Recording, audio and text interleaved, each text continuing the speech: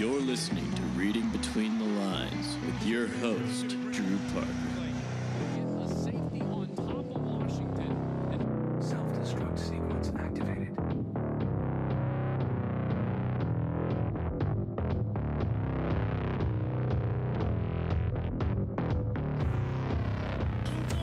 Hello, you are listening to the RBTL podcast. I am your host, Drew Parker, along with my co-host, John Starrett. Say what's up, John. How's it going? You can find this podcast on Facebook, iTunes, SoundCloud, And my YouTube page, Twitter, too. your YouTube page. Go ahead and plug that. All right, John Starrett, JohnStarrett, and you can search that on YouTube and Texas Tech or Red Raiders, and you'll get it. And we have a lot of Texas Tech fun to talk about today, but give us a little overview of what we got going on today, John. All right, first things first. Texas Tech is a hoops and stick school. By that, I mean that we play basketball and we play baseball, and we do them pretty well. They're hooping, and we're hollering. I don't know if you lived under a rock, but if you didn't, you might know that Texas Tech basketball is in the Sweet 16. Woo! Man, I did not at the beginning of this year think that was a possibility. That requires a table pound. We did it. I thought almost like in the second half of the Stephen F. Austin game that we would not be here still. I was definitely and here nervous. we are, not even a week later, and just the Sweet 16. Unreal. Tied with the farthest Tech has ever been. Friday night cannot come soon enough. And it's a beautiful time to be a Red Raider. It is. Not only that, but baseball is ranked in the top 10 still after. Not unanimously, but the one poll that people look at the most often D1 baseball has 10. Yeah, and D1 baseball is us at 10. Right. I saw us at 9. I saw us at 11. So The being around lowest one 10. is 17. Sorry, that was really loud. The lowest one is 17. The highest one is, I think, 9. But, So, yeah, we'll get into a little bit more talk about baseball during this podcast. That'll be just a short segment. And if we didn't bring up Texas Tech football, and it's surprised, it's been overlooked so much. It's because we're just mesmerized by what's happening to this. I mean, team. as we should be. Oh, yeah. And, and they deserve it. They deserve our so support. just a few things to mention about that. And I think Cliff likes the fact that all that media attention is off Right. all on the basketball program and stuff like that. So, yeah, first things first, I wanted to say that the Tech football program has their spring games soon. This Saturday they play in Midland, and then they play the Frisco, the Star, in Dallas on April 7th, and finally in Lubbock on April 14th is the final of the scrimmage series, if you will. And the biggest question on a lot of people's mind is who's the quarterback, and we'll certainly have I don't know if you'll have a good picture of that by the end of the 3 games, but you'll have a better picture of that by the end of the third game. We'll let you know when we know. Right. But as of now, I guess and I really knowing Cliff, I really don't think the starting role will be announced until like the week of Ole Miss, honestly. I mean, that's fair. Right. Keep it under wraps as much as you can. It Right. sounds like they're splitting reps a bunch. Fan favorite is obviously Jet Duffy. I would be shocked if he wasn't the starter, but that's not my call. Yeah, I remember a few years back when it was Mahomes and Webb, and I was like, well, if Mahomes doesn't get this job, something is seriously wrong. And I wouldn't say it's to that point yet because Jet Duffy is not proven as a college quarterback yet. But yes, definitely the fan favorite there. Don't rule any of them out. Cliff is known as the quarterback guru, the quarterback Alan Bowman. whisperer. You never know. Alan Bowman could come in and just rock, man. He's a competitor from all what we've heard there. Whatever gets us those 8 wins. Whatever gets us a better defense, too. It was great last year compared to how it's been. But, man, if we have a marked increase next year, too. Which I can't even imagine. That would be beautiful. Yeah, it would be. To become an average defense to the now, point where everybody's saying we hired I know we're going longer than yeah, that's fine. Go ahead. But we hired this new offensive coordinator, and I forget his name. I know he was really at Central Michigan, and then before that he was in Indiana. I want to say something Johns. Kevin Johns. That's what it was. People are saying, well, get back to the air raid. That's what worked. Well, don't be surprised if we go to the very. I would not be surprised if, I don't know when the opening day is, somewhere in early September.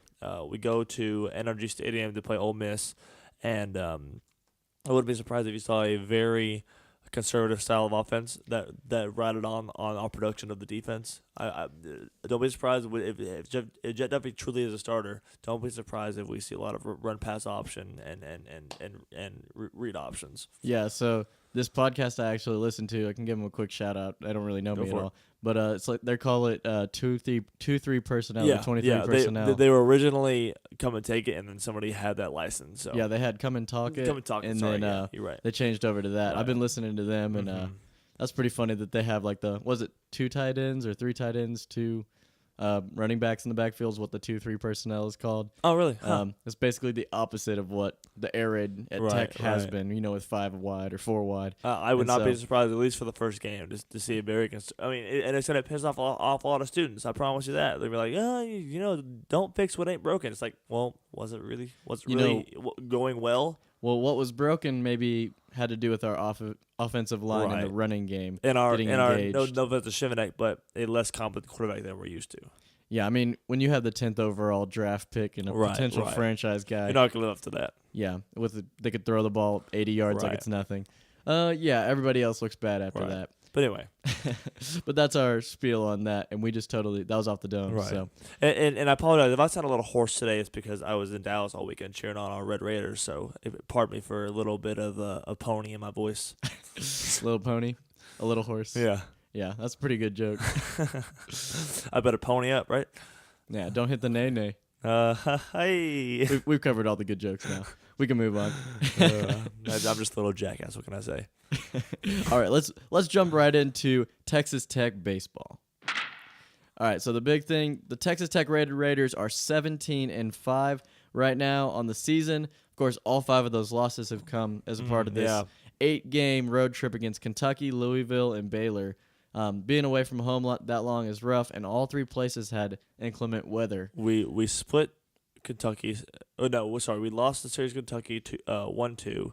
We lost series to Baylor 1-2, and then we split with Louisville in the middle of the week. Yeah, and most of those games apparently were like 40-degree weather, ice and snow on the field.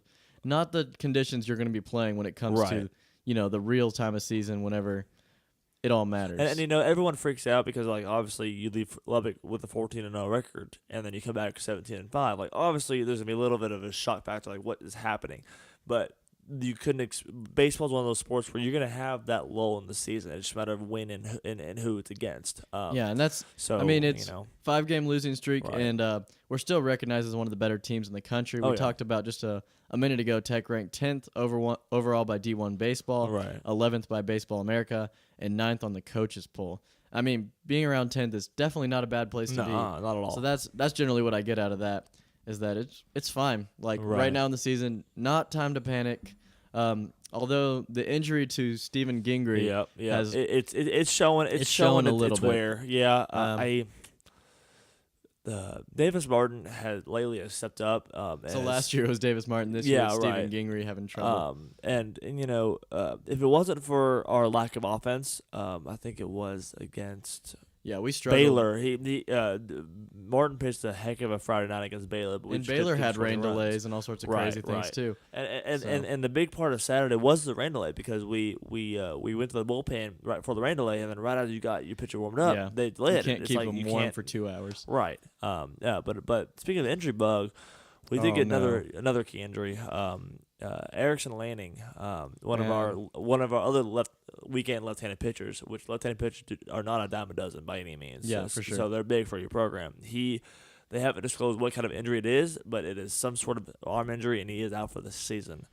So you come into the season with 4 people that you consider locks to be your weekend guys, and then you have 2 at the start, and then you have 2 remaining at the start of mutual play. Not the ideal start to the season. Yeah, that's gonna be tough, but man, this team is deep, and they're a strong team. Now he is looking at a red shirt, so I would expect Erickson Lanning to come back. Yeah, so with Gingrey, his career is definitely over as a Red Raider. He's moving on. I mean, yes, he could choose there's a chance. to return. Yeah, if he thinks he can do a good senior season and raise a stock, there's a chance, but I would not bet on that. Yeah, I would not either. He definitely looks like a pro prospect, so as soon as he heals up, he's probably going to go that direction. And because a lot of teams know that usually with Tommy John surgery, and he's already had surgery. I did get that confirmed. Okay. He already has had surgery. A lot of people with the Tommy John surgery, they are stronger when they come back. I don't know if that means he's going to come back stronger for Tech and raise the stock, or if I almost said MLB. Oh no, it is MLB. Or if an MLB team is going to pick that up and be like, yeah, we'll game on you. Now the only thing is, this is kind of the wishful thinking for Tech fans. I think he would get better treatment as a Red Raider than as a potential MLB player. I always get those three. I wonder what sport you're thinking about right now. But it's because Tech, they know you, they've been with you, they've grown with you, and you're obviously you're a prized possession at this university, and they'll put a lot of time into you. But if you go to, I don't know, what's an ace in the MLB right now? What's an ace? Do you know which team has an ace that you can name? Like Clayton Kershaw? Clayton Kershaw, Dodgers. So let's say he goes to the Dodgers. I don't even know the draft pick. I'm just assuming at this point. If he goes to the Dodgers, he won't get as good as treatment because they're going to be more focused on Clayton Kershaw. He's going to get kind of the secondary treatment. Okay. Not that it's a bad thing. Not that it's purposeful. It just happens. You have more invested into other players into some players than others. Yeah, and I feel like he wouldn't go straight to the majors. He would not. I don't know. Because a lot of even first overall picks, sometimes they start him out in the minors just to build them up. Right, and so you can prove yourself at the next higher speed also. Yeah, either way, just coming off of the injury, he'll have his chances to prove himself. Right. And I think he'll be drafted. My guess is top 10 rounds. That is without any understanding behind it. As for the actual season, we did pick up a key win against Baylor. Sunday, I believe, is an 11-4 victory after dropping the first two. And we're coming back and playing Northwestern, I believe, in a 4-game set. I believe it's a Saturday doubleheader this weekend. One Friday, 2 Saturday, 1 Sunday. Yeah. That's a big game because Northwestern is high in RPI right now, very high, top 5.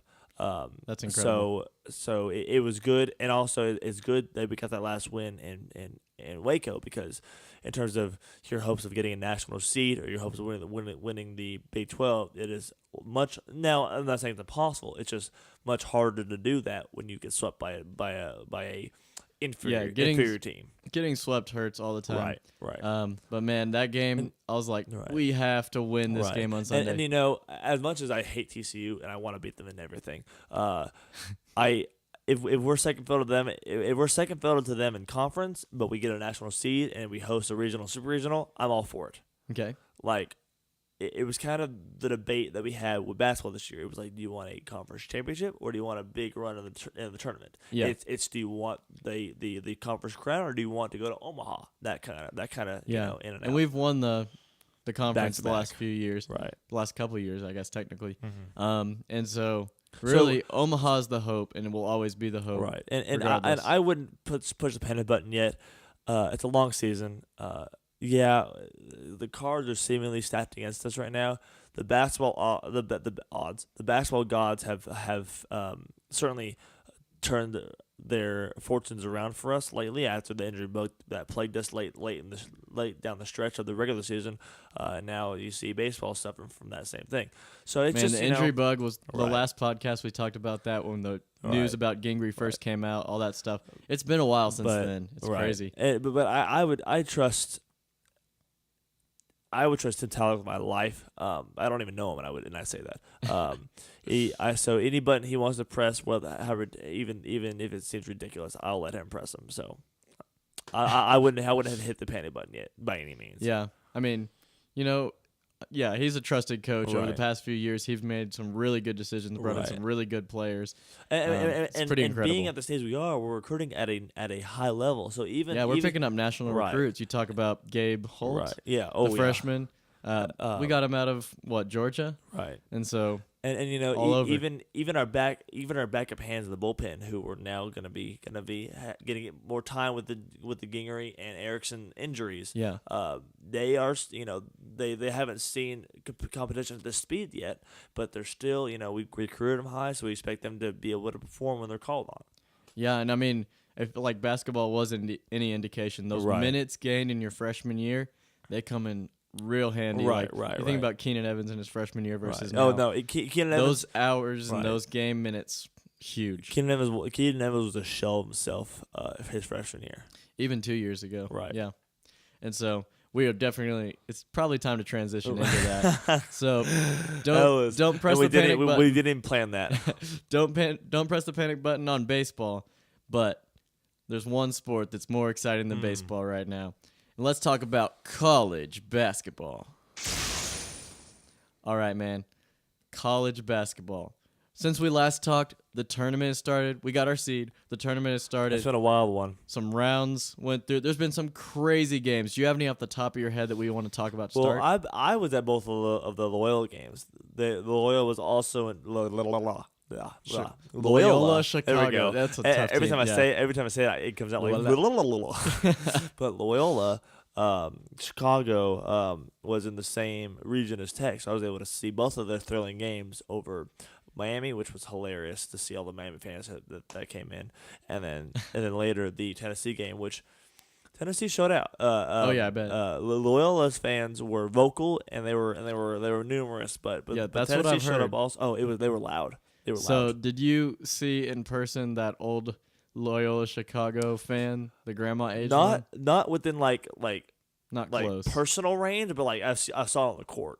And you're like, hey, right, Sister Jean, I don't remember her name, but it's Jean Schmidt.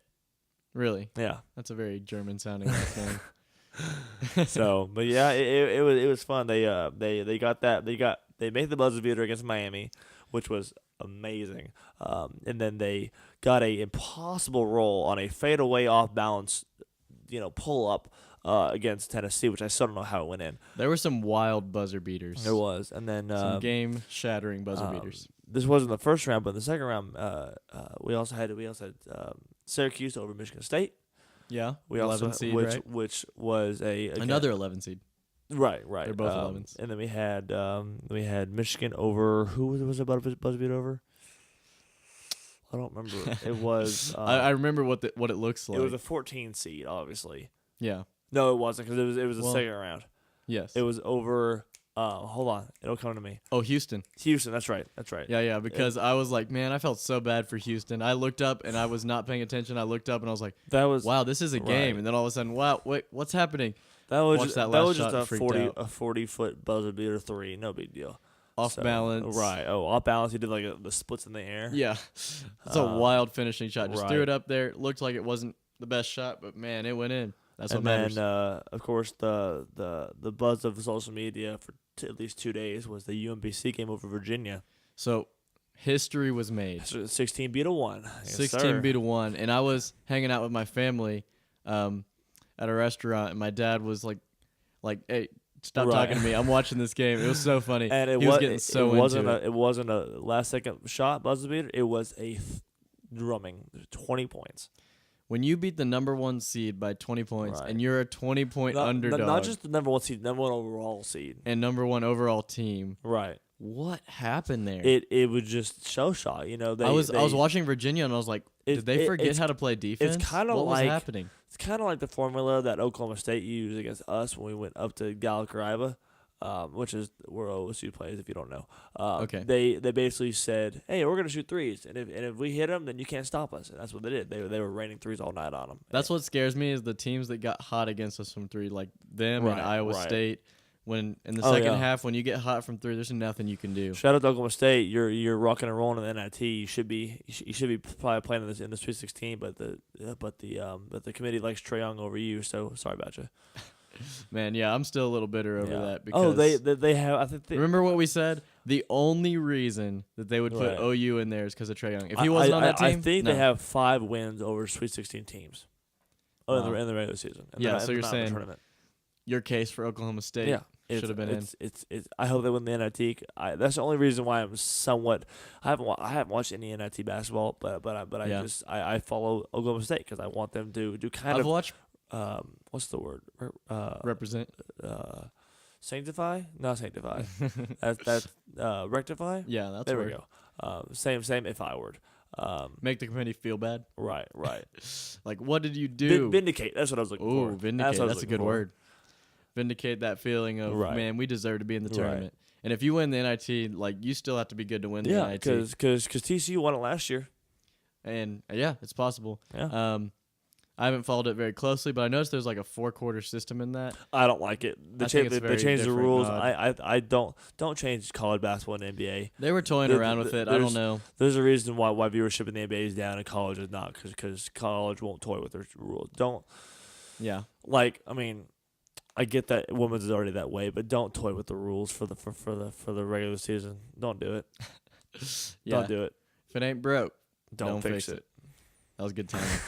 But let's get back to the real tournament. Let's get back to the NCAA tournament. Because right now we've done 64. We got down to the round of 32. And now currently we're at the Sweet 16. Oh, okay. That would have been perfect. I stopped so you could that say would it. have been perfect. Sweet 16. That was a little dumb. But we are at the point where it really matters, where the glory happens. Where the this is the round that I think it's gonna strike midnight for some of these Cinderella teams. And think about the impact on recruiting this will have for Tech. Like, Yeah, we already have an ESPN. Knock on all the wood in the area that you have on, but I have a. I mean, we're gonna go over every matchup, and then we're gonna get into Tech. But I have a good feeling about this Friday, and I will keep it to myself for now. It's our first not home game of the tournament. Right. Because Dallas is basically a home game. How was the showing, just before we get into all those Sweet 16 seeds, how was the showing in Dallas? You said you were there I was watching there for both games. Okay. For Thursday, there were a lot of SFA fans came. Obviously, they're kind of Metroplexy kind of thing, kind of place Yeah. too. It's the biggest Tech fan base. It was probably about 75-25 Tech at Yeah. the first game. The Saturday game was about 95-5. I was like, I saw some of the videos, Yes. like panning around Yes. the facilities, and it looked like It there was was- hardly another fan Like inside. It was almost all the Tech. Miami fans were very concentrated. Whenever it was funny. We kind of did like a fan base battle. Whenever Florida would do their chants, the Red Raiders in the building would overpower them. Oh, I bet. It was fantastic. And I heard it, and I was like, wow, Yeah, that when- rotor when- power is echoing. When that Zaire dunk, also we'll get to this. But when that Zaire dunk went down, you could not hear in that place. There was some crazy could not atmosphere. hear. So you watched those two Tech games, of course, winning both of those. I watched the Florida after. I watched the Florida game on that Thursday, so I could kind of see what we're up against. Okay. And then I watched both the Loyal games. Do you and have like that a was- day pass where you could just stay for all of them that day, or did you get separate tickets? There's 3 sessions. There's the first session on Thursday, second session on Thursday, and then there's 1 session on Saturday. Okay. So there were 3 combined tickets for the weekend. Okay. That's pretty So, cool. Yeah. I like the way that's set up. Yeah, I would have loved to have been there. It looks like you had was- tons of fun. It was. I'm. It's. I would say, I don't want to say Tech fan mentality in me, but it's I'm getting greedy now. The expectations for this team from everyone that I look up to in the sports media world said second weekend. Now we're here. We're on the second weekend. I am in my, not just in my heart, but in my brain, I don't expect us to beat Purdue, but I think we will. I don't think we're playing with I don't think we're in the realm of playing with house money yet, but we're getting close. If we get to the Elite Eight, which by the way we've never been that far in program history. Yes, one more win and you're farthest you've ever been. It's basically down to 4 40-minute seasons. That's it. That's a good way to think That's about it. it. And Chris 4 Beard and his 40-minute team have seasons. chunked it down to Right. say, just win this series, just Right. focus on this series, just focus on this And- game. And These you know, things. it's I want Elite Eight, and you know what? Even if we get to Elite Eight, I'm gonna want Final Four. And even if we get Final Four, I'm gonna want the championship game. And hell, if we get the championship game, all I'm gonna want to do is cut that nylon and raise that trophy. It's just. See how it sports- snowballs? Sports is just it's just a what's the word? Dang it! A continuously refilling reservoir of Yeah. excitement and passion and hope that for all but one of the 300-something D1 teams is going to crush you in the end. Yeah. There's only one team that Yeah. ends up happy There's at the only end of one the year. team, And but it's a wonderful ride as well. It's beautiful moments. yes. The pure emotion of March Madness is fantastic. Right. Now, before we get into the Sweet 16 matchups, Okay. talk to me about the SFA game. That game was pretty nuts. I expected a hard fight, and that's what we got. SFA has been there, done that kind of. Do you want to just dig into all 3 games, and then we'll start doing all predictions? 3 games? So the 2, and then the one we have against Purdue, Sure. and then we could do the whole We'll Sweet just do 16. that. We'll kind of flop order here. All right, so here's what we'll do. We're gonna call this segment Texas Tech basketball. Oh, yeah. I love that. So Texas Tech basketball. We're gonna talk about the matchups in the Sweet Six or the round of 64, 32, and then the matchup coming up in the Sweet 16. Right. And then we're gonna segue that into all those Sweet 16 teams. So Perfect. let's start with the Stephen F. Austin matchup. Man, that first half of the game, For the first 30 minutes of the game, it maybe was a part of the dogfight. second half too. We didn't play good ball until the last 10 minutes. There was a lot of that as well. A lot of turnovers. We for some reason we had a hard time catching easy passes. There were a lot of unforced turnovers meaning a lot of turnovers where SFA didn't even touch the ball. From my perspective, I was watching on television. Mm-hmm. From my perspective, it seemed like Tech would do the same thing Stephen F. Austin did, and we would get fouled for something they weren't fouled. We had trouble like driving the lane, and the foul numbers were even, but the ways that we got the foul call seemed Right. like they had to basically beat our guys up. Right. And I was frustrated watching it on the television because, like, every time it just looked like they'd have to hack at us Right. and knock us to the ground before we get a foul call, and we could just breeze by them and get a foul call for the same. Talk about thing. that 360 dunk. You know, Okay, I don't know where you're going here, but I'm going to okay. clarify. Yeah, go ahead. Don't even call it 180. His body went at least 270 in the air. Yeah, I'm not going to say it's a 180 dunk because that's not what it is. It was a full 180 with the ball, but it was not a 180 dunk. Yeah, he was facing the rim and then turned Yes. around, jumped, spun all the way When back he around caught to the rim. ball, his back was to the ram. So everybody who can say it wasn't a 360 can fight me. Well, here's my thing on that. It wasn't a show-off play. Oh no, And it so was a some- bad throw by Keenan. If is you what it if you was. just read 360 dunk, you think this kid Right. is intentionally trying to show off. and I don't know if you went back and break down the play. Well, I don't think Keenan was trying to give him a lob for a dunk. I think No. he was just passing it to him. No, actually, it was meant for Zach Smith. You think so? No, I know this for a fact because I went over and watched the play again. It was Zach was running the baseline and his momentum was cut off by an SFA guy. Okay. So Keenan saw that initially on the drive, and then just kind of was like, "Yeah, let's see what Zaire can do." And so Zaire, I don't know what caused him to be over there. Zaire can but jump, man. That's ridiculous. It was meant for Zach. It was an alley-oop meant for Zach, which is why, if you noticed, alley-oops are never thrown to the same side of the court. They're always thrown left to right or right to left. Keenan was on the left side and threw it to the left side Zaire.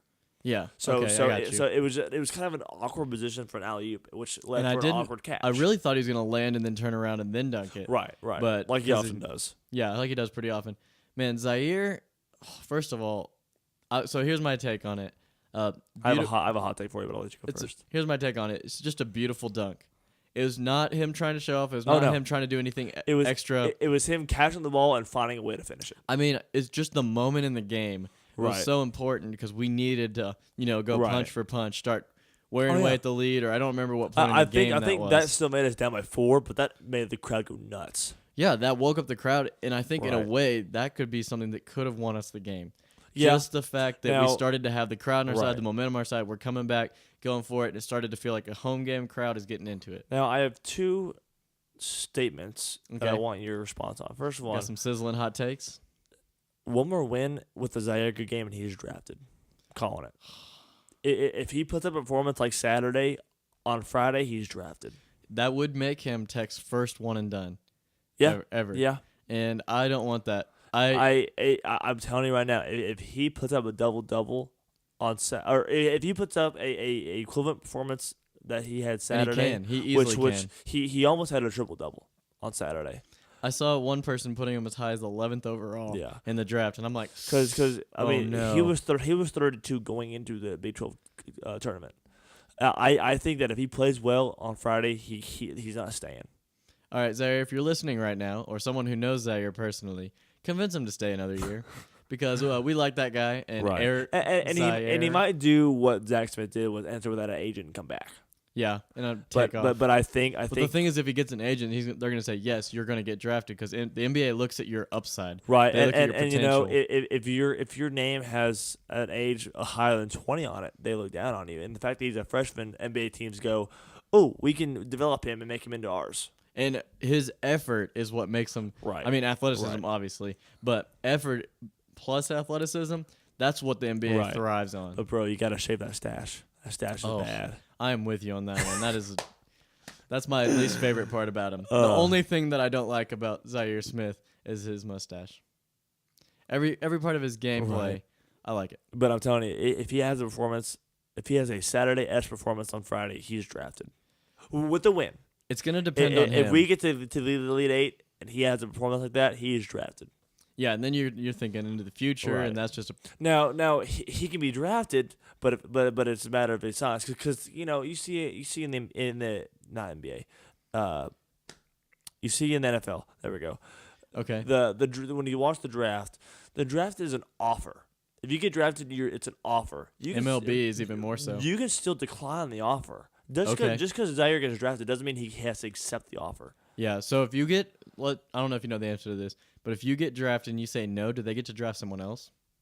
I believe so. Okay, good. I believe so. Because I was like, if they waste that, No, yeah. that draft, I guess they call you up on the phone or they get whatever contact Right. information they ask yeah. you. If you say no, they move Right, on. because even in the NFL, like when they announce it, that's not the first time that the person person's hears hearing it. it. Yeah. The person gets a call and knows he's going to get drafted. So, but yeah, as for SFA, it was a great game. The other thing I was going to say is without being in Dallas, do you think we win both those games?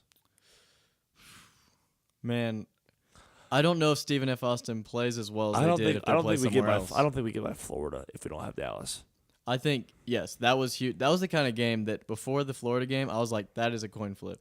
That And- Zaire dunk took the roof off the place. It went nuts. Yeah, I mean, Now I was in the nosebleeds. I was, if you care that much, but if you watch the game, I was, there's the March Madness logo and there's the NCAA logo on top of the March Madness logo.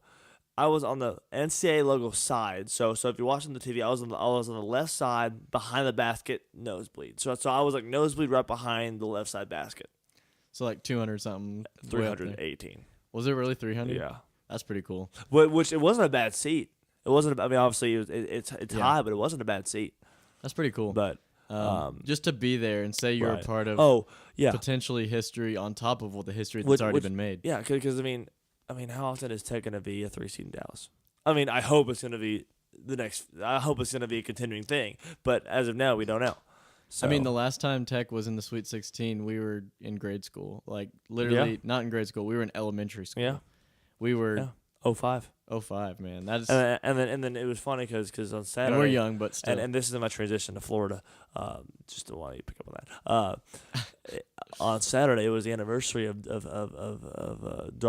Darwin. Crap, I Ham. forgot his Ham. I know his last name. I just forgot. Shot on the backboard 22 years ago on Saturday. That was really cool. I did watch that video as well because Tech always has It the was really throwback cool, things right. they throw out there. And But man, if they had the same rims they did back then, we would have a few. I was kind of broken hoping that rims Zach this year. Smith was going to do that. Was going to bring it down because that would have been just ceremonial. Him being a senior. I would have cried. But I would've cried with joy. I would have raced down there and got a piece of that backboard. So let's talk about the Florida game. Yes. We talked about Stephen F. Austin. We ended up winning that game by 10. Forgot the exact I don't know score. how, but yeah, we did. At the very end, we pulled away, and that's what Tech does really Free well. throws is were big finish. in that game. We struggled in free throws. Which will bring. Yeah, free throws sealed that game, but free throws were a common struggle throughout the weekend. But yeah, Yeah. on to Florida. Go ahead and leave that in. Yeah, free throws were a problem. Florida, we chomped them Gators. That's what I have to say. But just got out by the skin of our teeth. Oh goodness, you are as cheeseball as a cheeseball gets. We just barely got out of the mouths of the Gators. Uh. But we survived in advance. I was up there. I was yelling stuff like, "You're just a big lizard. Go back to your pond." And my favorite, I prefer crocodiles. And that's why his voice is gone. I was so vocal in the Florida game. Like I was an obnoxious dude that's like behind you that you just kind of want to sit there and watch the game, and he's all up in your face and in your ear. Oh yeah, I was that dude. Oh yeah, absolutely. It's all right. No shame. When you go to a game like that, sometimes you just gotta be a super when, fan. when it's 40 minutes to the Sweet 16, you dang right I am. So was that your favorite game of the year? I know that Texas game was amazing. I know there's a couple other finishes that are pretty great. My favorite, see, I don't think I can pick a top one. I think It's been a beautiful season. I think overall. top 3 games is In no particular ranked in no order. particular order is West Virginia, Texas, and no, West Virginia was that's fun. a lie. Top 5 would probably be no particular order. Both Kansases, both games were fantastic. Despite the outcome, both games were fantastic. Both For sure. Kansases, West Virginia at home. Not a lot of people were back for that game, but it was a hell of a game. Oh, I was there with you. It was both Kansas games, West Virginia at home, Texas at home, and then this game. That's my top 5 this year. Oh, for sure. And no game more important than this game. Yes. Of course, every game now becomes the most important game of your Like I entire said, year. we're down to 4 40-minute seasons. The beauty of March Madness is that every game is a win or go home. Yep. And So so, one shot at it. so we escaped. Tell me about the last minute, how you're feeling, what was happening. Well, Thoughts running through your head? We took I was nervous at about the 4-minute mark because I think around the 4 or 5 minutes because we went up by 5 and they hit a 3 on us and I was like, oh crap, this is just gonna be a nail biter. I thought we were gonna pull away win by 7 to 10 kind of thing, like an easy 30 seconds. The last moment 30 when seconds. Keenan threw that ball up to, was it Zaire? Zaire. He threw that ball up to Zaire. Zaire finished the dunk. I was like, it's over. That was the biggest fist pump moment I've ever felt. Because you had that split second in there when he threw it up and you knew it was going to him. That you obviously you had to go in still. But when you saw that pass go up, you go, oh, it's gonna come down, and you see Zaire slip past the defense. It was the biggest moment I have. Oh goodness gracious! Yeah, it was amazing, and I remember seeing it and watching the replay, and I was like, he might have had a charge, and then I realized the guy's feet were still moving, and I was like, every single Florida Gator fan right now is like, that's a charge. But if I'm being, and what I like best, what I like most feet about were that play moving. is watching the bench on that replay. The bench went nuts. They were loving it, and then Chris Beard reacts the right way and brings the team together. Says, okay, we need to respond correctly, or else we could still lose this game. And and then tell me about that last sequence. If I'm being as honest, well. even I don't know what Chris Beard said in that timeout. But don't lose. But You that got was this. the worst 30 seconds of basketball I've ever seen in my entire life. He probably said, "Don't lose," and they're like, "Oh, freak out! Forget how to play." It's like I get. It was a heart stopper for sure. I get you don't want to foul. Obviously, you don't want to give him a 3-point play late in the game when you're up 5. Obviously, that's a no-brainer. yeah, But just letting him unimpeded straight to the basket. Play defense. Like don't foul. At least hinder his path to the basket. You just let him slip right in there. 2 points, 3-point game, and then the made basket lets them set up their full court press.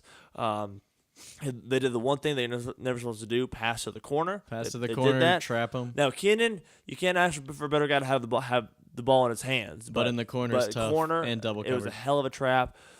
That dude Kenan got mauled like a bear. I don't know how it wasn't a foul. Yeah. And then they get it. I think they retain position fully, 16 seconds to go, and then my heart stops a total of 3 times because he There was 3 chances. He drives the ball to the basket, realizes he needs a 3, kicks it out. I think he just drove it in there to pull the defense in. Right. I don't think he ever thought he was going for it. Because the first shot was a pump fake and then a shot.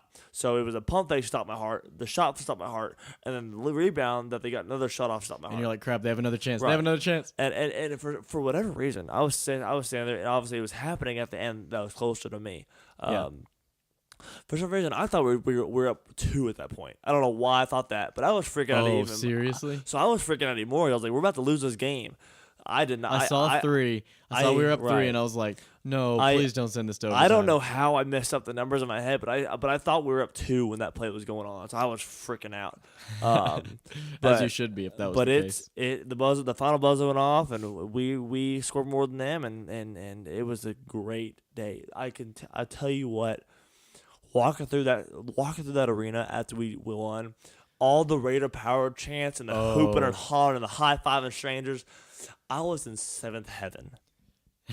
You're on cloud 9. And of course, I was with my girlfriend Jillian, and we lost our parents. We kind of did this acrobatic move to where we walked the same direction, but obviously we were trying to find each other, so we were just kind of going around each other. So we walked the wrong way, but it was fine because we what's better than being in an arena full of Tech fans going to the Sweet 16? I mean, that had to be a magical moment. It was. I could have walked around that arena forever. I'm not kidding. You could have froze time in that moment. And I was. We're getting on the escalator, and I was high fiving people over the rail going down the escalator. Oh, it was a hell of a game. So much fun. And when you win 69-66 like in that fashion, you have your heart stop at the end thinking, oh, they're going to shoot it. They're going to make it. They're going to tie the game overtime, or in your case, thinking that they were going to win it. Right. I don't know how I messed that up, but I was freaking out. But without further ado, now we got one more game that's coming up, of course, the first Sweet 16 game. I want to talk about that. Don't give away your pick. Don't give away the points. We're talking Tech first? Yes. Okay, Purdue. Okay. We're talking about the Tech-Purdue game. The Purdue Boilermakers. We're just going to kind of break it down, and then we're going to get into all our Sweet 16 picks. Yes. If that makes sense. We're gonna pick Tech last for this game, and then do you want to go ahead and pick them for the Elite Eight? Assuming we both have them winning. If we both have them winning, we can pick them in the Elite Eight. Here's the thing. I don't want you to give win-loss. We're just going to preview the game, then go through everything, finish with Tech, and then move on to whatever other theoreticals we can go to. Does that make sense? Yeah. So let's just talk about Purdue, the team Purdue. Where, of course, now Tech is in the Sweet 16, playing Purdue in Boston. That's where Sweet 16. Butler could have broke us, but they choked at the end. Man, and I was like, for a second, I was like, I have some cousins in Boston. I can. Like, I was telling John before the show is that the tickets for the first game is $400. But then I heard that the second game is $200. Then plane flight, and then they try to get you to make the deal, quote unquote, and buy both for $500 to make it $100 cheaper. But the plane tickets, some big money. The plane tickets will get you. I bet it's easier to drive because the plane tickets round trip are $1,200, $600 a piece. Yeah, and I'm hoping a lot of Tech fans are there because. I only looked at Southwest. I could have looked at American and Delta and all that stuff, but you're dreaming. Southwest, a lot of the flights were sold out.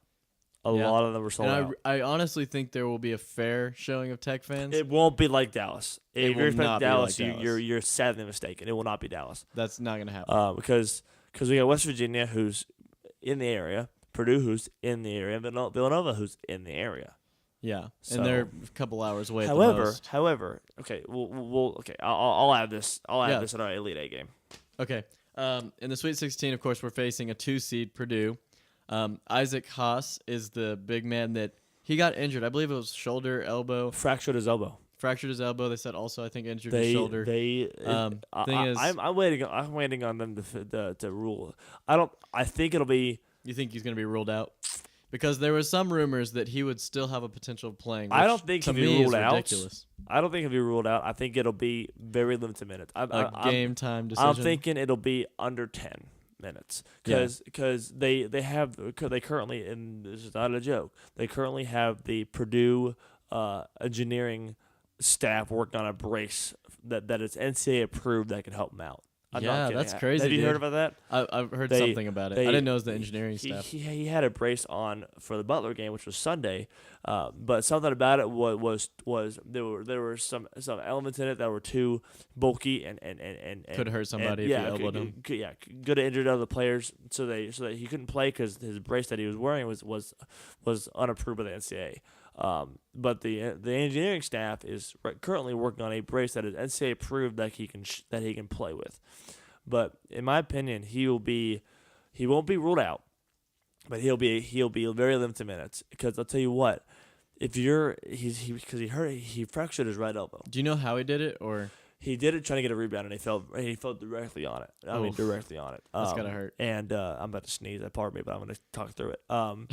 Win. Beat them. And so they're working on a brace, but in my opinion, it's like, are you going to hurt the team of being out there? Because he'll only have his left arm, and I don't care how good of a hook shot you have on your left side. If you know he's going left, that couldn't be easier to defend. Yeah, for sure. And you know what? It limits you. If I'm being honest, if he's broken elbow limits you. Yeah. If he's in the game, send in Parker Hicks or Andrew Sorrells. I almost said Sorrells. Andrew Sorrells. Foul him. Because if he doesn't have a right arm, he'll shoot with his left, but he won't make it much. I I hate to. I've never been a fan of the Hack-a-Shack or Hack-a-Hoss in this case, but I'll take Parker. at Sweet 16, Yeah. if you can do that, Or even on Digo coming in, playing defense, right. and if he can't, then That's you what I can was still gonna hit say. him. If you can save 2-3 possessions by fouling them and limit their points to the line, why not do it? And for those of you who don't know, Isaac Haas is is a 7-footer for Purdue. He's a big man. 7 foot 290. 2 freaking 90. Are you kidding me? I remember there was a chant last year that was going around about Isaac Haas. I don't remember which school did this, but every time he shot a free throw, they chanted, "You are ugly." da, da, da, da. And like it cracked me up. But he missed a lot of free throws during that time Speaking because of, people were messing with him. Of chance is funny at the Florida game. Oh, really? I think it was I think either Tommy Hamilton was on the line or Odias was on the line, but the Florida fans would go, "You're not gonna make it. No, you're not gonna make it. Dude, that's pretty funny. You're not gonna make it anymore." And they, I mean, I don't know if it was Copyright, them. I don't know if it was them or like the player just missing it, but it was funny to listen to at least. That is but pretty anyway, funny. back to the Purdue game. I didn't hear that on TV, so that's great. However, Haas's backup Yes. is also he doesn't have the body of Haas, but he's 7'2".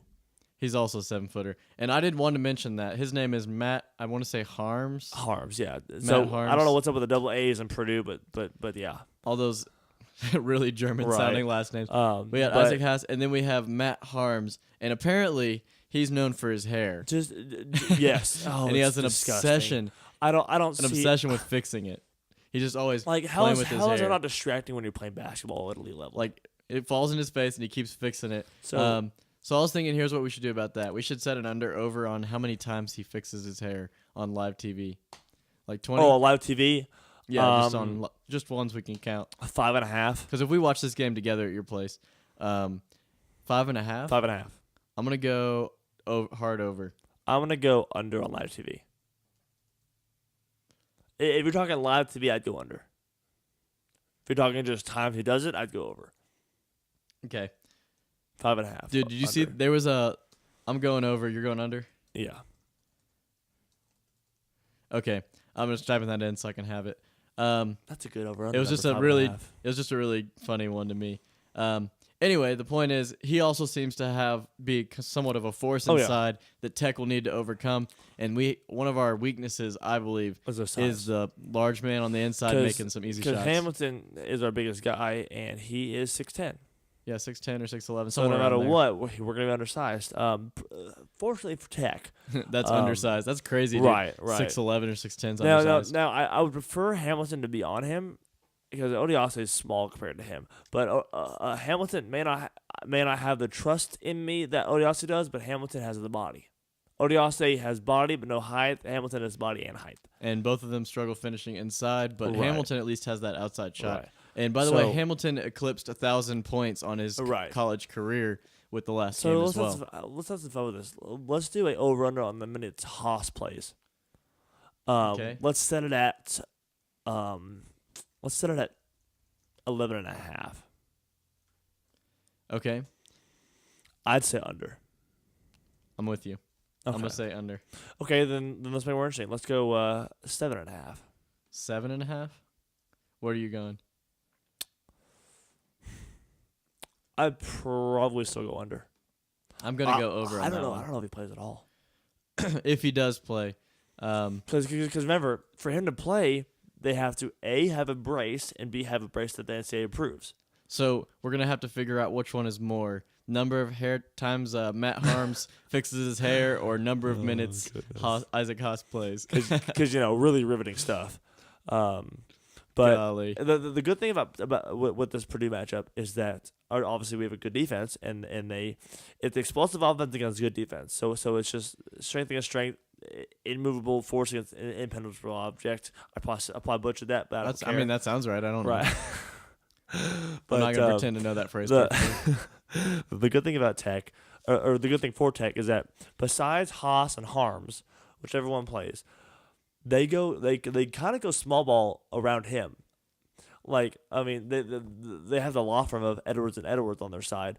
And I think Tech's best when you have like the 4-guard kind right. of small, small movement. My favorite lineup, and I was telling Jillian this when we were watching the game, is that my favorite lineup is Culver, Zaire, Culver, Zaire, Zach Smith, Gray, and Evans, and then I'd take Francis over Zach. In terms of a small ball lineup, I'll take Francis. Now Francis knows how to draw a foul, and Francis was airballing some threes from time to time. Francis, you know what happened? Francis was a transfer from Florida, right? And he came to Tech. Maybe he was just trying to make the Gators feel a little bit better. He was high school roommates with one of their guards. Really? Yeah, that's really cool. But yeah, so that's pretty cool to see a guy, Francis, who used to be a ESPN top 50 or top 100 player. He had a good layup. He had a key layup, but he did not have a good game all in all. Yeah, didn't have a great game. But at the same time, anytime you get to play against your old team and get to win against them, that must have been a great day for him. But in terms of the Purdue matchup, I like our chances. Don't give me a score prediction yet, or don't give me any of that yet. I'm trying to think of how I'm going to phrase this. You're cautiously optimistic. That's what I think. I think it's going to be a hell of a point guard duel. Okay. Edwards against Evans. Okay. Simple as that. That's got a highlight written all over it. Right. Now they have, I don't remember the first names, but they have two guards. I call them the law firm of Edwards and Edwards. It sounds like a law firm. Okay. And because they are good at being your final judgment. But I sure hope not. But it's we saw Culver have a big bounce back game. After Culver struggled against SFA, we saw him have a big bounce back game against Florida. Great. Seeing freshmen in a stage like this is only going to help the program. But and obviously, Coach Beard has roots to Purdue because 2 years ago, he coached at Little Rock, Arkansas, and they knocked Purdue out of the first round 2 years ago. Really? Okay. Yeah, and that's the connection. I watched that game live too. I heard in person or on TV. Right. You said live. Oh no, I watched it on TV that year. Yeah. Okay, cool. And then obviously either way it was going to go. We were either going to have Butler, who knocked us out 2 years ago, or Coach Beer was going to have Purdue, who he knocked out 2 years ago. That's cool. Either one we're going to have history. That's pretty cool. But so let's get into some. The I keep on slapping my thigh. I'm sorry, I'm a little pumped up here. But let's get into some of these Sweet 16 picks. So I'm going to go in chronological order, just down the ESPN app. Okay. Works for me. We got Loyola Chicago. No, I'm kidding. That's just how I feel like it sounds coming out of my mouth. Loyola Chicago, 11th seed going against Nevada. That is Thursday at 6:07 p.m. The line is Nevada. We're not picking the line, but we're just picking straight up. But the line he's telling me the line because I'm doing this off the top of my head. The line is Nevada minus 1.5. Wow, that's a small line. I expected a bigger line. I'm going to take Nevada. I'm taking Loyola. And while we do this, I'm going to put your picks into the ESPN Tournament Challenge so we can have some bragging rights going on over here. So you're going to plug my tournament bracket in? Because I've already done mine. So you pick Nevada. Okay. Let's go to the next one. The next one is 7th seed Texas A&M against the 3 seed Michigan. Also Thursday at 6:37. The line is Michigan. No, I almost said Michigan State. Michigan minus 2.5, which I was surprised about. Excuse me. So Michigan versus A&M. Gosh. Michigan is A&M is much more athletic and has much more talent. I think Michigan is scrappier. And what I'm going to do is I'm not going to look at your picks at all, or don't know your picks at all, but that's what I'm picking. So A&M versus Michigan? Michigan, yeah. Michigan minus 2.5. I'm going to go A&M, and I don't like saying that, but I think they're going to win with the momentum they have. Actually, both teams have a lot of momentum. Which one did you pick? I don't remember. I'll let you know momentarily after I finish your picks. All right. And I'm gonna. I have to submit your picks. I save them, so I'm gonna just anyway. You do that, and then you can run through the games again. The next one is the 9 seed Kansas State against the 5 seed Kentucky. The line is Kentucky minus 5.5. Okay, I'm calling an upset here. Really? I'm saying that in shocking fashion. I'm talking maybe buzzer beater style fashion. I'm calling K-State. Actually, I think this is me. I made my picks out there, so this might conflict with what I've already said.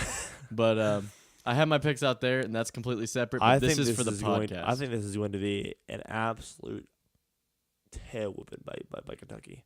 You think Kentucky's going to win? I think Kentucky might win by 20. So just for this podcast, with my roommates, I have a separate bracket, but this is just for this podcast taking what I'm K-State. saying with you. I'm taking K-State. Which Golly, which I can't believe I'm saying I might that. need to sign you up for a stand asylum to that one. Yeah, I mean, that's my big right. upset pick right there. Last game on Thursday is the 9 seed Florida State against the 4 seed Gonzaga. Gonzaga is also a 5.5 point favorite. Yep, give me Gonzaga. I took Florida State. Ooh, so that's your upset. I like it. What was the line on it? Gonzaga minus 5.5. Okay. Where is it? So the Kentucky line was you about did, that you too. took Gonzaga, right? Yes. Okay.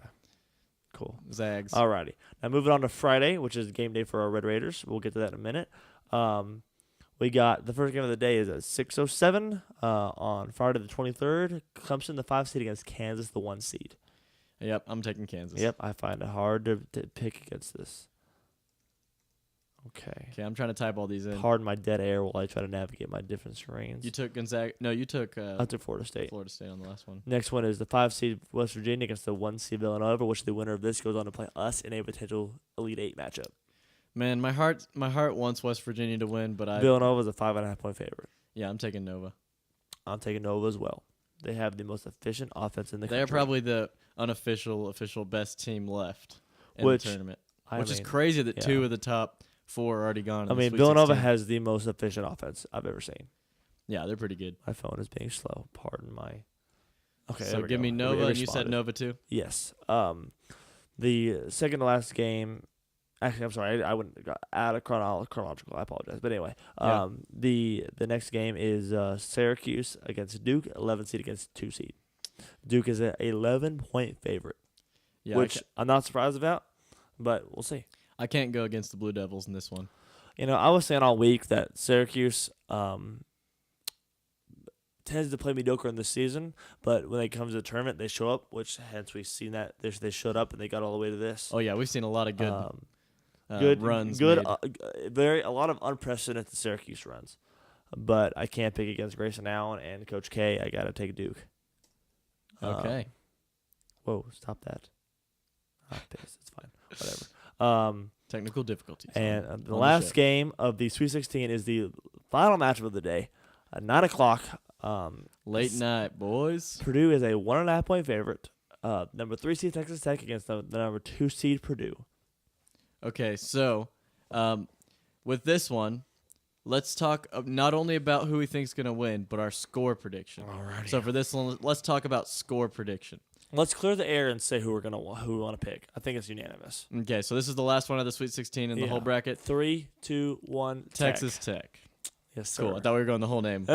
Give me them Red Raiders. Man, this is a historic year, and this is a coin flip of a game. It is. It's been a special year, and it's going to continue to be a special tournament. But let's get into our score predictions Okay. because we talked about some of the things that Tech has going for them. Purdue going, of course, a lot going for both teams. Similar to the Florida game, I came into it like I do not know who's going to win this game. Right. It's going to. That's why Right. you play the game because you got to Right. find out. Definitely feels like it will be a I coin mean, the flip. whole nation thought that Virginia was going to win, and they still played the game. All right, Oh, sorry, burn. that is pretty savage, and that's why you play the game. Right. That's the real reason you play the game. UMBC, you must be Cinderella, except you're out now, so sorry. That's a great acronym for you must be Cinderella. Under my Cinderella. And we still got two 11 seeds at this Ella, point, too. Under my Cinderella. let this Sorry, I happen. just had a Rihanna parody in my head. Okay, we're done. If they dislike the video or dislike the podcast, we know why. All right. It was that moment. my tone deaf singing with no voice, yeah. But anyway. Got a little too into that. So we both have Texas Tech winning.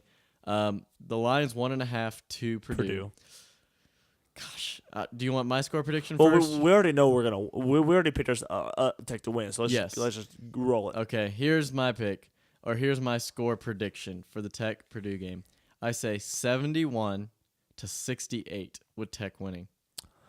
I say 67-62. Chris Beard said that after the Florida game, if Florida got into the 80s, they had no chance, and I think that's the same thing for Purdue. I think this game is going to be – I think if we're going to win a game, we're going to keep the opponent in the 60s. 67-62 Tech. Man, I just see that line, and I'm like, Vegas is almost never wrong. And it scares me so much because, like, a 1 point or 2 point. Could go either way on any shot. Guess what the line was for SFA? 11 for Tech. And we scored 10. It was a 1.5 for Tech against Florida. 3. We won by 3, which is not very far off. And now it's a 1.5 for Purdue. And I'm like, please, Vegas, be wrong just once. Right. Anything can happen. I think that this I don't know when the deadline is for this whole medical situation going on with Purdue. I think when we find out the do you think Isaac Haas being ruled out for the game will change the line? Absolutely. I agree. Absolutely. I don't know when that'll be, which is what I was getting into. I don't know when we'll get an update on the brace or the status for the game. Tech will be a 1.5 point favorite. It might be a game time decision to where the line doesn't move, but we find out that Haas is out once the game starts. But they could do that too. But I think that we're gonna get a lot more clarity tomorrow, and maybe I think. Sorry, I'm gonna not stammer over my thought. I think tomorrow is a big day to potentially find out news. I think if we find out news at all, it'll be Thursday, because there has to be, because whether we find out his status for the game or not on Friday, we'll find out more about the brace status on Thursday. Yeah. And I followed some Purdue people on Twitter, so just so you could get that information. Yeah, just so I could get it sooner. Drew's or later. like hardcore scouting this other team. Oh, absolutely. I followed Florida. I didn't follow SFA because I thought we were gonna win, but I followed Florida, and you bet your butt I'm gonna be following Nova in West Virginia. Oh, I know you are. If we go to the next stages or whoever. So let's talk about potential situations. I had Tech winning by 3 against Purdue. You had them winning by 5. Either way, I'd be glad with either. I think the Haas injury is going to be weigh heavily in this game. Also the emotional side, like the game when Zach Smith went out. Everyone's kind of like down. He was out for Purdue, or not for Purdue. He was out against Butler also. Okay. So there's not as much of a letdown because they still got past Butler. But I'm talking like in Tech's way. They right. When Zach Smith went out, it kind of was like an emotional down, if that makes sense. Right. And so the team might not be on as much of a high with one of their best players, on the brink of even being able to play. Kind of with Keenan Evans when he was coming off that toe injury, on the brink of even being able to play. Is it even worth it? There's so many like mental blocks that get in there. At that I point think too. that this game I think you're going to be on the edge of your seat with about 5 minutes to go, and then Tech is going to do what it did to Florida and push the lead out late. And then have a last second shot that could tie the game. Right, and then we'll win right. You're not by wrong. 3. But because that's kind of what my score prediction says. I think that you're gonna see because Tech in the tournament so far has had a way of getting better late when other teams have fatigue. So I think starting in this round, starting in the Sweet 16 and on, okay, this 10 deep rotation is going to be huge for us. Oh, and free throws is going to be huge too. Those two things. We'll get into that in a second. But I'm like a disappointed mom when it comes to free throws. But Carl, I'm not mad because we won, but I'm disappointed. No, I'm kidding. But I'm not mad. I'm just disappointed. But I think that our 10 deep rotation is going to give us that level of attrition over Purdue that we're seeking, and that will win us the game. Yeah, and of course, I mean, any bonus you have, a fresh guy coming off the bench that could actually play, right? That's huge, right? Let's get into potential situations, okay? Because let's say, of course, we love to get ahead of ourselves, and the last time we did that was with the Kansas Sports game. talk is all speculation, and you gotta love it to be this stuff. Of course, it's all speculation. So let's get into potential situations. Say we do beat Purdue, because that's what we both have it. Mm-hmm. We're going to be in the Elite 8. We have 2 teams we could face. Tell us about those 2 matchups that we could potentially face in the Elite 8. We could either be against Villanova, which after Virginia went out is pretty much the unanimous pick to win the title.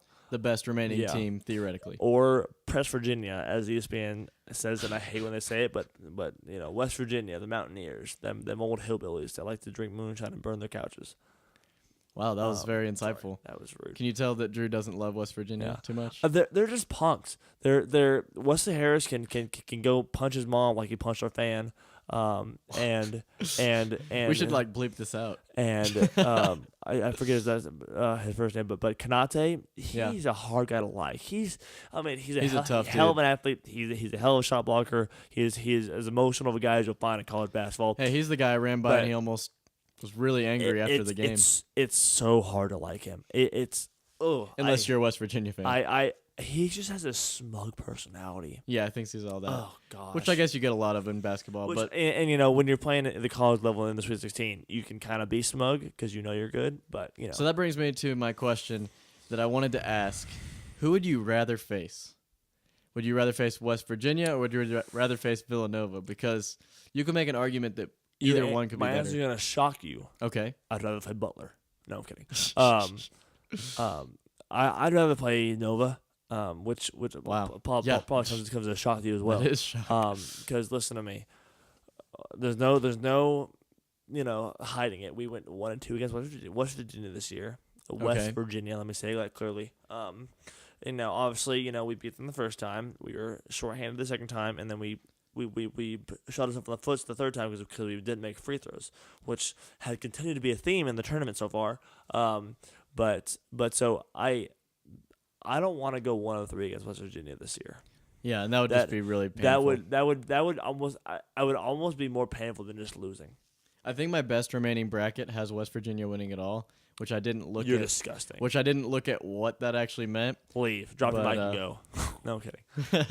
But yeah, I think I would rather face West Virginia. The familiarity and the payback aspect would be something that could be in our advantage. And the second time we faced, or the time we faced them in Morgantown, we didn't have Keenan Evans. Oh yeah, we sat Zach Smith. And honestly, if we go from bad to mediocre on free throws, we beat them in the tournament. Yeah, and in that game, like we still only lost by 10, which was kind of really frustrating. Right. It was frustrating in the moment because we were facing a team without our best players. Right. But it was probably the right decision. Right. The smart decision to make. If we would have pushed it, we might not have Keenan now. You never know.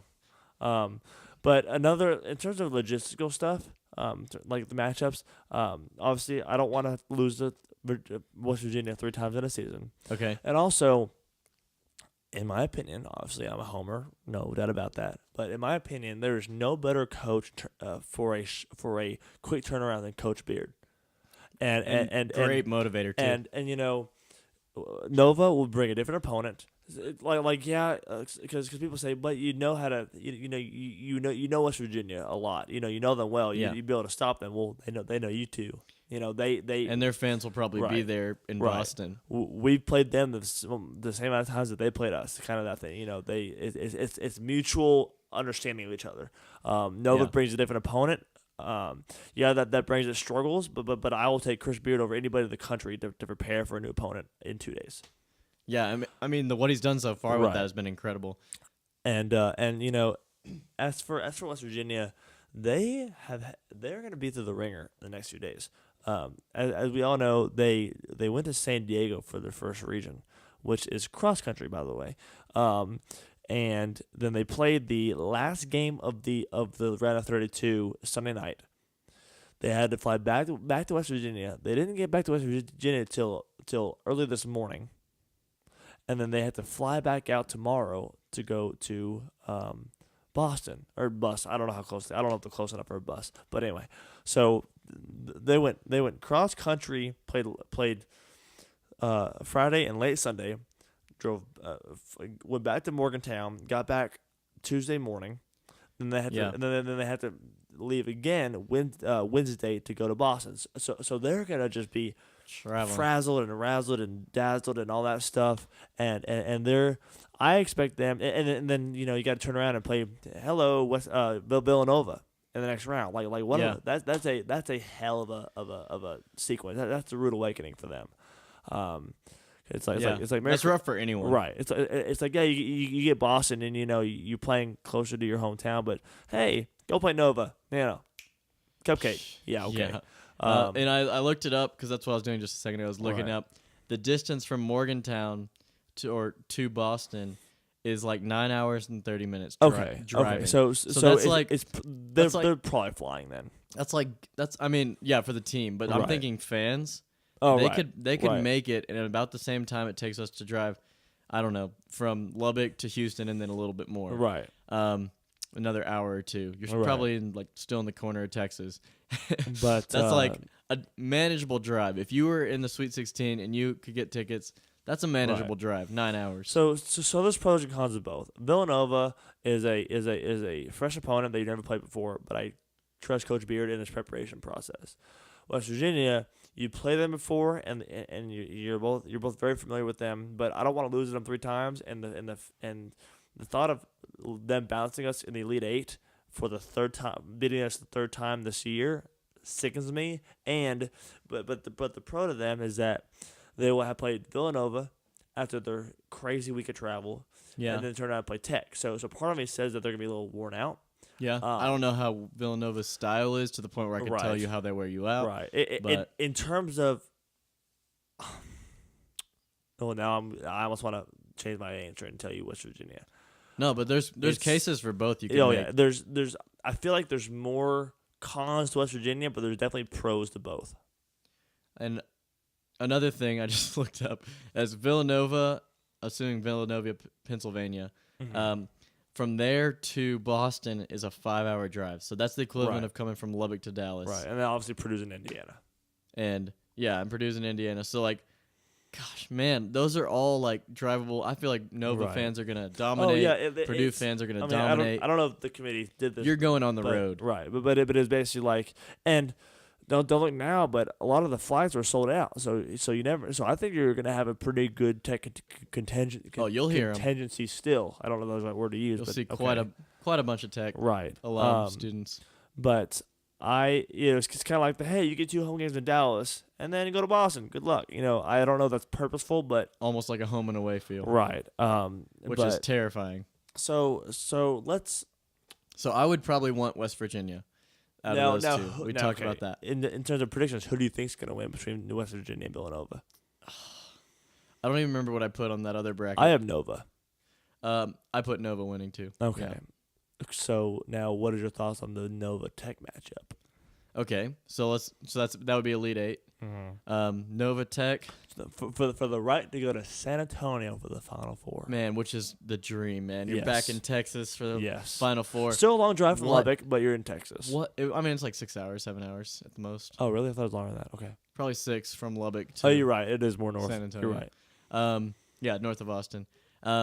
So, gosh, I feel like in that game, Villanova would be about a 5 to 7 point favorite. Which, because they're so close. Yeah. At that point, people are gonna And the fans are there. and at that point, you're gonna people who haven't already given Tech respect will be giving them respect by that point. Yeah. So it won't be like, oh, it's Villanova against Tech, no big deal. It's like It's a big game, so they're gonna be every there. team that's at this level is good, no question about that. And so, yes, I'm gonna attempt to find. Here's the thing.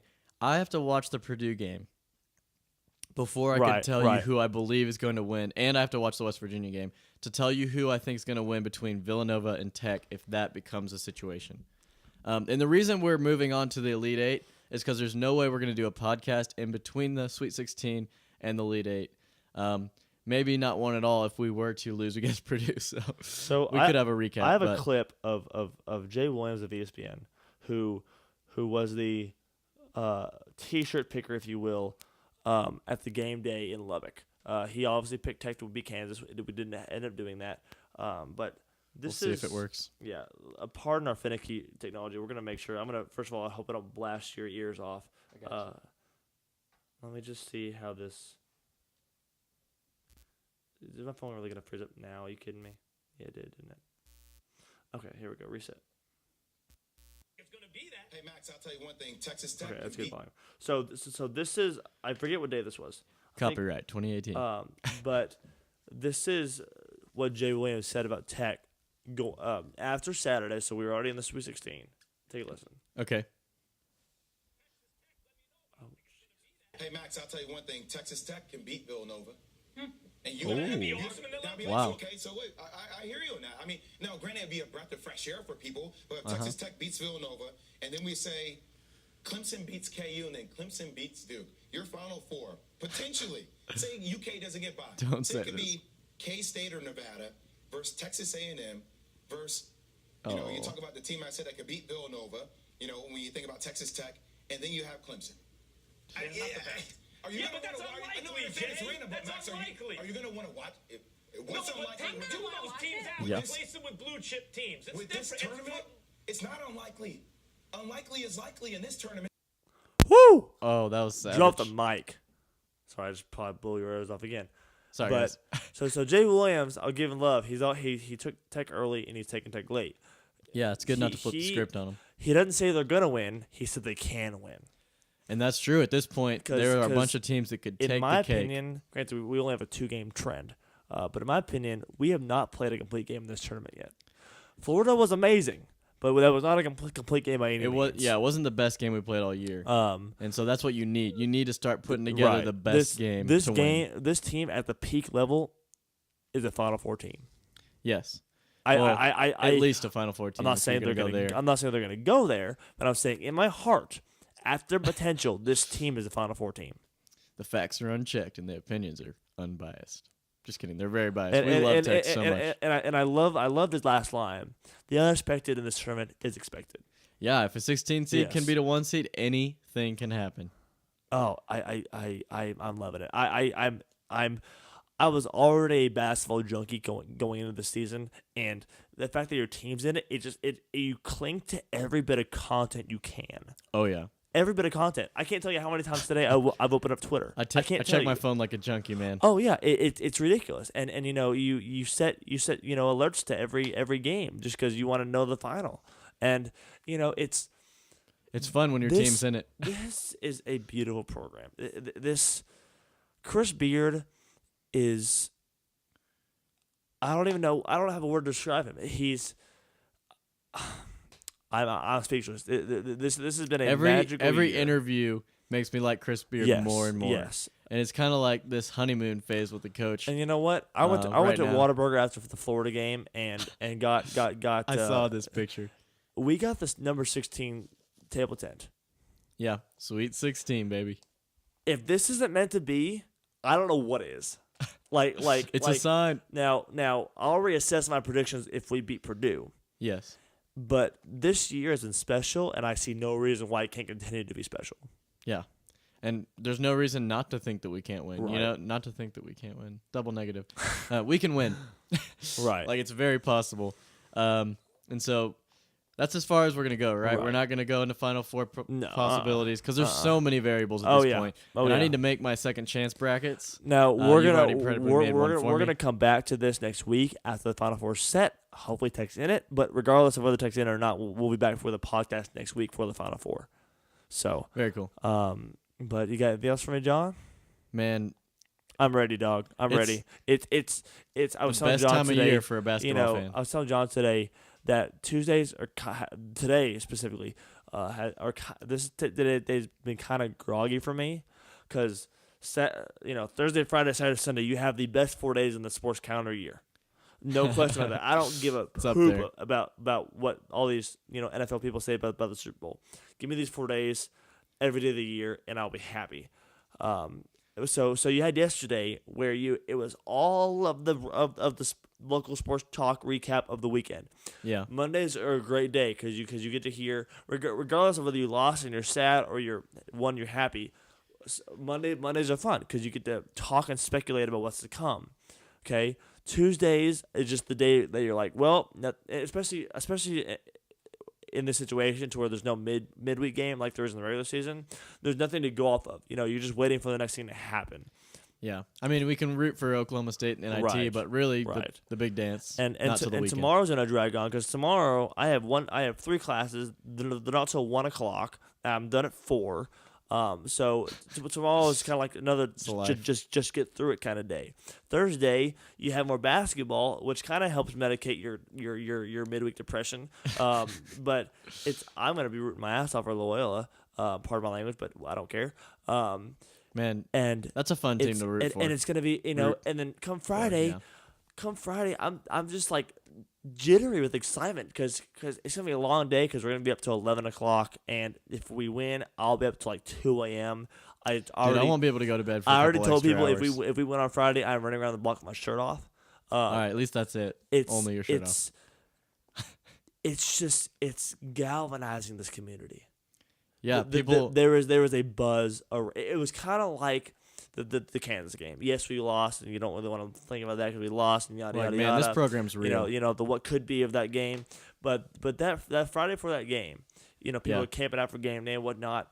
I can't tell you how many times I've heard a conversation of, when y'all go into the game, like.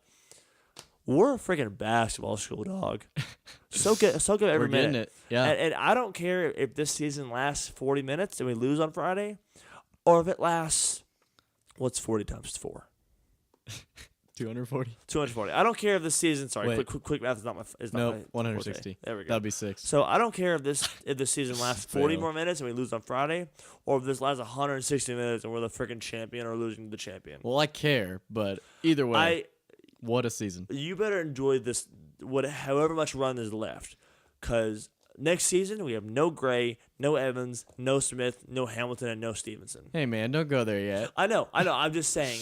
Maybe no Zaire Smith. I'm just saying, whether it's Friday, Sunday, or next weekend, enjoy every second. Oh, yeah, soak it in. Love it. Enjoy every second. And maybe, like you just referenced, maybe no Zaire.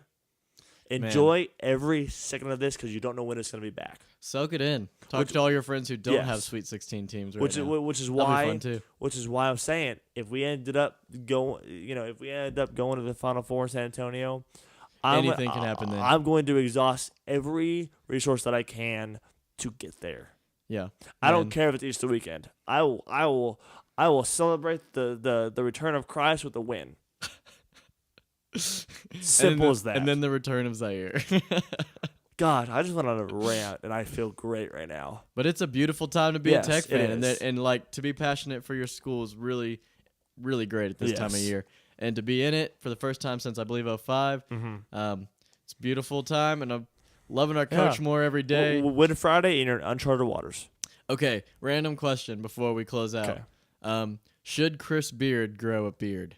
No. No, I don't think it'll be a very good one. Man, but what if he grew like a real solid like beard? like a rugged stubble? No, I don't think it'll look very good in stubble. Nah, but it's he has to either stay clean shaved or go for a full beard. It would be cool, but that's just not who he is. Right. But anyway, that was my random question. But anyway, man, so this is what a time. Hell of a podcast, hell of a time to be alive, hell of a time to be a Red Raider. I'm out of breath. We're playing Friday at 9. If we win there, we're probably playing Sunday night. I don't know when that. They'll have that time set by the time their game's over on Friday. But it's just fun. It's a fun time. I don't consider this a job, but this will hopefully be my job someday. It's easier to do your job when your team's good, and right now I'm loving my job. Yeah, man, this is fun. And regardless, we'll try to do a podcast by the Final Four time. If we're in it, it'll be the wildest podcast. If we in it, what am I hood now? If we're in it, it's going to be a wild ride that you better buckle up for. But it's going to be fun. Man, if we're in the Final Four, the podcast might be more us just yelling than actual podcast discussion. You're not wrong at all. Can you believe that we won? Man, yeah. You might have to get on your phone and just record an instant reaction podcast whenever that game's over. But anyway, as for this one, I think we're good here. Yeah, we've covered all the bases. Let's wreck Purdue, wreck Boston, wreck everything in existence that we can get our hands on. Again, find this on SoundCloud, Facebook, iTunes, or my YouTube page. Go back to the beginning of the video. You can look that up. Or if you're from the Wesley or me seeing me in the streets, I'll just spit this back to you because I like talking. Or if you're just a Tech fan, flash the guns up, say what's up. It's great. It's a great time of year to be in Lubbock. As for us, I think we're gonna stand out here and say wreck 'em and wreck Purdue. All right, wreck 'em Tech.